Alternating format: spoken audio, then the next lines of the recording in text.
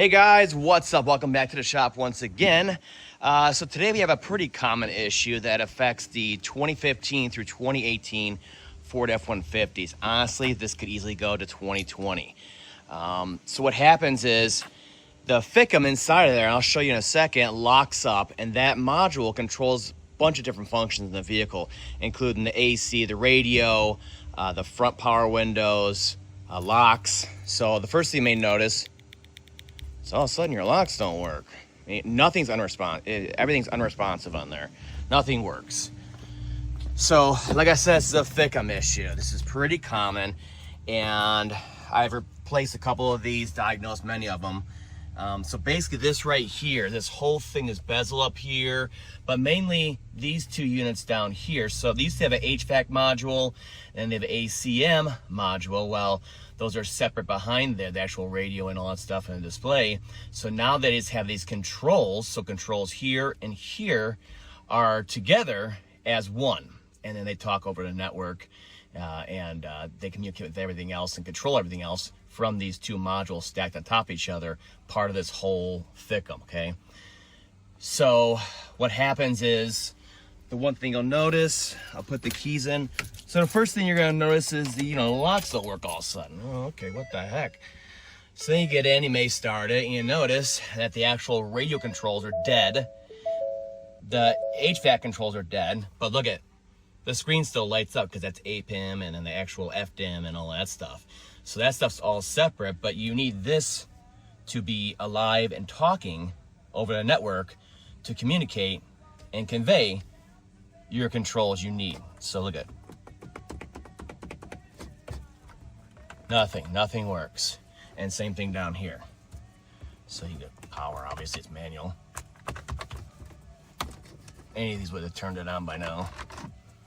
So all that's unresponsive. That's the biggest things you're gonna notice. So there is a SSM for this, so you can read through it.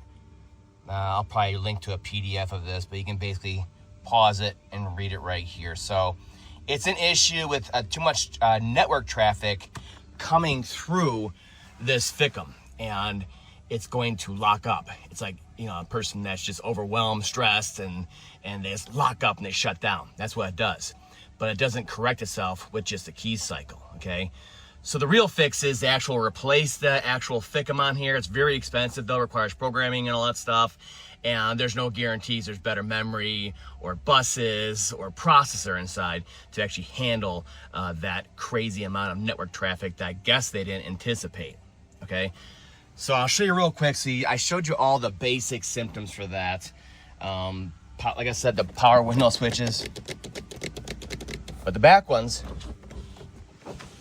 they work just fine. These are all indicators, okay?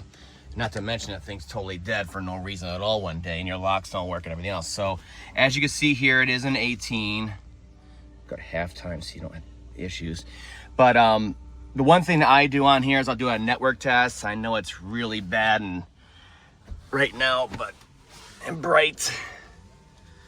But basically, with this test I do, I'm looking for the modules on here to actually respond. So we can look at them on here. Let me get a thing to go down right there. So we're looking at these are all optional equipment modules, right? We're going down, and then it'll show the ones that are standard. Okay, so these are all standard right here. So if they're standard, they better pass. But the FCIM itself is not standard. It depends what kind of setup you have. You can have FCIM, FDIM, whatever else. This is not just a standard. It depends on your feature package. So it won't show up in this actual thing right here. There we go. So, okay, it's not in the standards, but it should be up here, right? Let's find it. Right there. See right there? Fail. So this is a network test, and basically a scan tool tries to talk to each one of these modules, and if they don't respond, it just sends a fail. So here are the codes you may get, and they're going to affect many modules because they all talk to it. So I'll zoom back a bit. So I'm not going to go through every one of these, but as you can see on here, let me click on a few of these, lots of U codes. So you see all these U codes down here? U codes are network codes. There's lots of U codes. So all these modules having a problem communicating with everything else, and mainly the FCIM, and that's why they're setting codes. Whereas the FCIM is not setting any codes because it's totally unresponsive.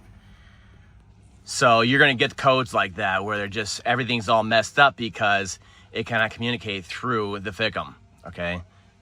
So you always, before you get into auxiliaries and weird other issues, you always fix the issue that you know is currently a problem because it affects so much stuff, and that is the FCIM.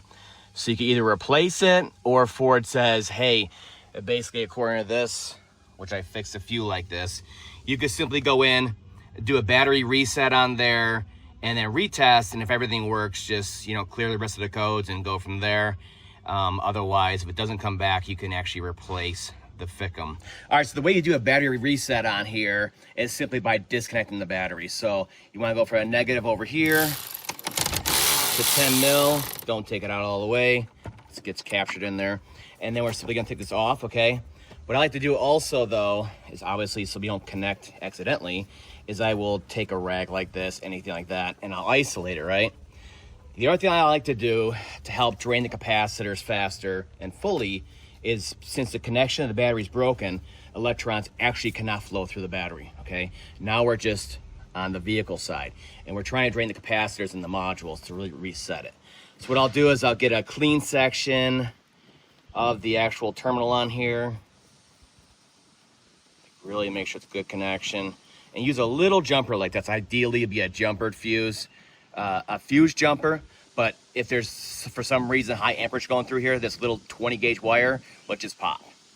So we're isolated. Isolated, very important. Make sure you're isolated. And then we just go over here and we connect it. Again, make sure it's good. Make sure it's good. Make sure it's isolated. I even bring it down a little bit.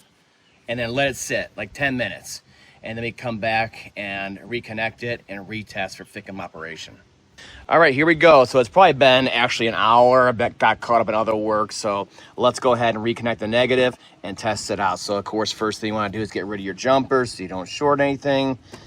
Then we can get rid of the isolation rag, and then we can start connecting our ground on here.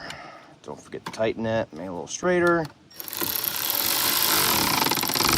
There we go. Okay.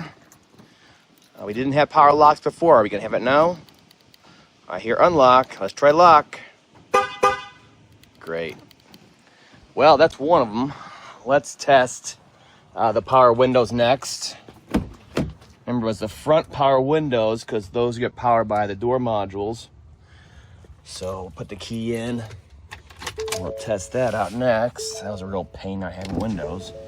Oh, look at that. About the passenger side. Gravy. Absolute gravy. Now, most important, the radio and the AC, right? So let's go ahead. Got some nice AM static going. Buttons work. All right, went off a little delay. Now AC. Like I said, any one of these will turn it on. So those respond.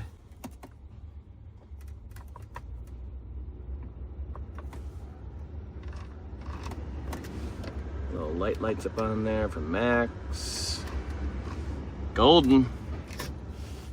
So yeah, in this case, it did work. It's not always gonna work, but before you start replacing the FCIM, the FCIM I call them, you might as well go ahead and do that battery reset.